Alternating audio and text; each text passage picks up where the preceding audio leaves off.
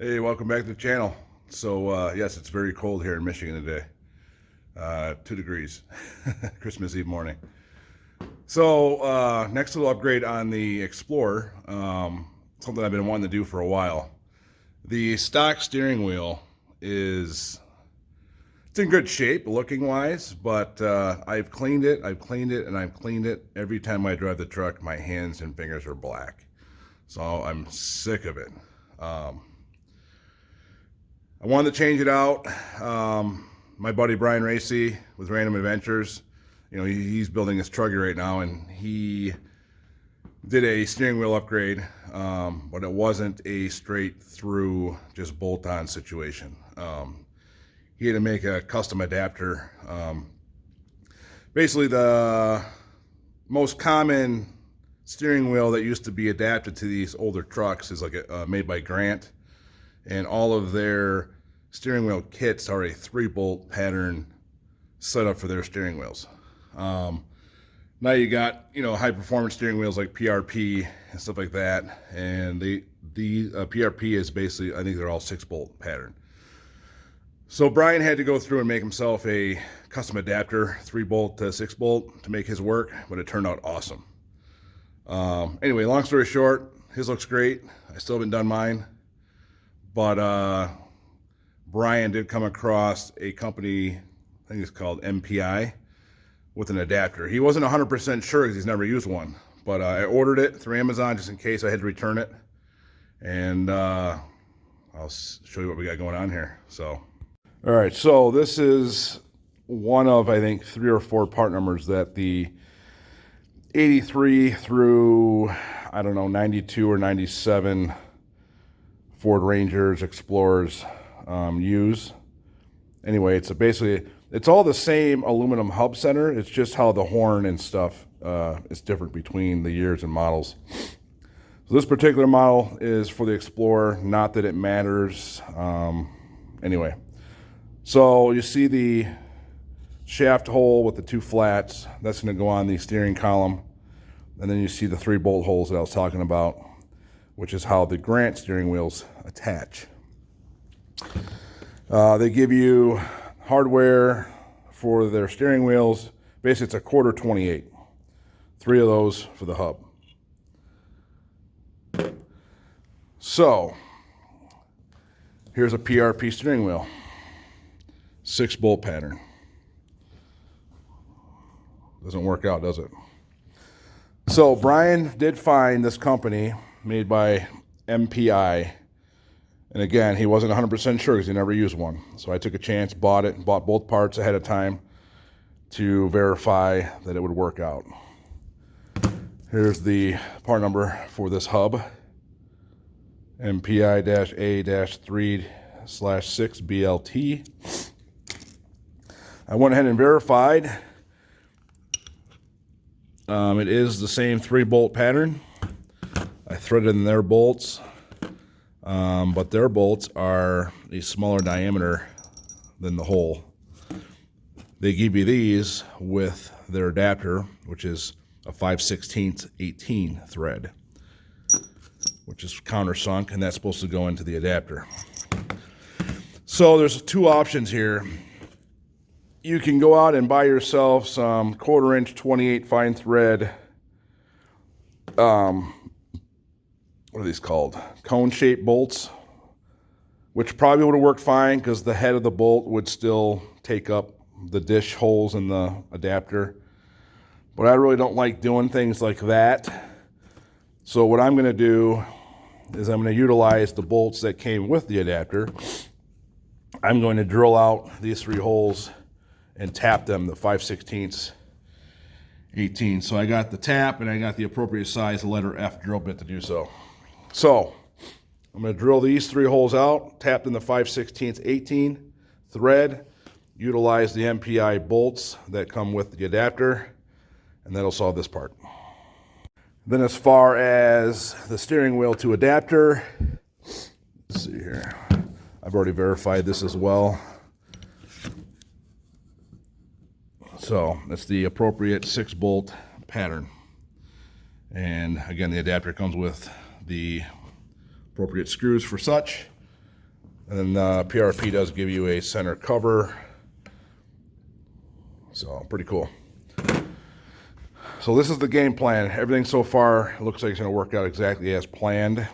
Let's get the steering wheel off the truck. All right, so looking inside the truck here, there are a Phillips screw on each side that basically releases the horn and it pulls up. And then there is a harness that you just unplug. Obviously I already had this part done. So that's now you have access to the center bolt. This on my 94 Explorer is a 15 mil. That just comes out like so.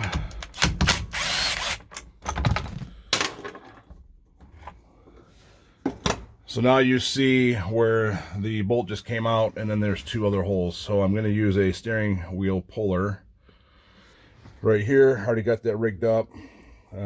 Brett Kumler from Riding Shotgun Adventures had this part for me to borrow. So let me take this out. So I just threaded those small bolts on each side, tightened up the big bolt, and it pulls it right off. Super easy. And you can see the shaft with the two flats on it. If you look at the back of this, there is something that says top, and that makes sense. It actually goes right on just how it says. So top is up. So that's correct. So there are wires and disc on this, so I'm not going to utilize the factory horn any longer just because the PRP steering wheel doesn't really have a provision for that. Plus it looks a lot better without some weird horn button. So I will probably put a horn button somewhere, I don't know, maybe by the shifter or something. I don't know. I don't use the horn very often, so I will have one. Don't know where it's going to be yet. Oh, and just FYI, I sent my gauges out back to Speed Hut. They were white-faced, which look really cool in the daytime. But nighttime, night wheeling, they are very, very hard to read. They're almost like washed out. So those are back at Speed Hut. They're supposed to be shipping those back out to me on Tuesday. So that's why the dash is apart. All right, let's get this going, drilled and tapped. All right, super simple. All three holes are drilled straight through. Drill press and the clamp here held everything nice and square. Super easy.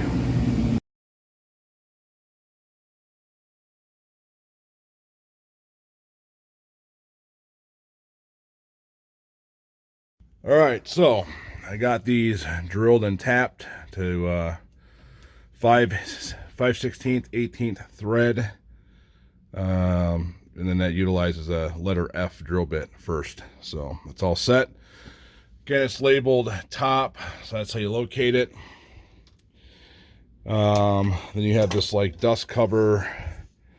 So we've got multiple holes in it, so you got to kind of play with that to get it centered. I found the holes I need, marked it up, and then drilled these out larger because, again, larger bolts than what Grant usually uses. One more little thing was that center bolt with the flange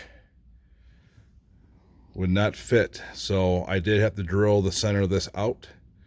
I tried 7/8 at first. It was too tight, so 1-inch hole gives it plenty of room, just enough room. So let's bolt this stuff together to see how it looks. All right, you can see now there's plenty of room for that bolt and enough room for the socket. So that all works out great. Can't see any of my marks behind it. Everything is centered. Top hole sticking up, matching with the steering wheel. Let's see how this looks. Oh, that looks really good. My everything's center, but the wheels are slightly turned driver. But that looks really good. Really like that. So the only thing I'm seeing though is that this is a flat style wheel. Looks like on the probably the 89 Bronco 2 and up and the Explorers 91 to 94. I don't have a first gen here to look at, but it's too close to these levers. So the dished wheel, it would get this away. And actually the stock wheel is quite a bit dished now that I'm looking at it. So no big deal. I'll contact PRP, see if they can exchange that for me. But other than that, the install is done and it looks awesome. Cannot wait to drive it and not have black hands. So final assembly, I'll go through. I'm going to blue Loctite all the hardware. That way everything's good to go. But simple install. Like I said, simple install. Just it's not 100% bolt on. So you get that NPI adapter, and then that aligns the 3-bolt hole with the 6-bolt hole. But then, like I said, drill out that center adapter hole 1 inch, and everything works perfect. So, well, yeah. Then on the 3 holes, you got to drill and tap for the larger thread. It's aluminum, super easy to tap, not hard. I mean, I would definitely go this route. I think it cost, I don't know, $10-12 to buy the tap and the match drill bit to do it appropriate, and then you already have the hardware with the kit. So drill and tap it, install it, blue Loctite everything, and that's it.